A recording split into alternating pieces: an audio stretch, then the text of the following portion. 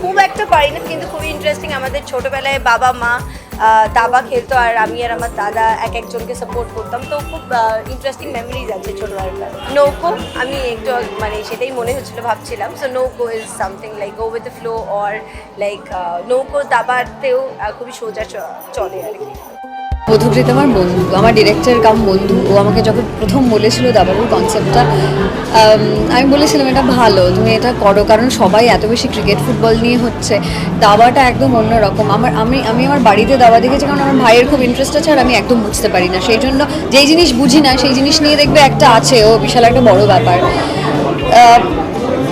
অন্যরকম টপিক, একটা বাচ্চা আমার প্লাস দীপঙ্কর দা, ওদের দুজনের আমার মনে হয় এই দুটো চরিত্র সবার মন ছুঁয়ে যাবে। প্লাস এরকম একটা গল্প, আমি ট্রেলারটাও প্রথম শেয়ার করেছিলাম, কারণ সত্যিই ভালো লেগেছিলো।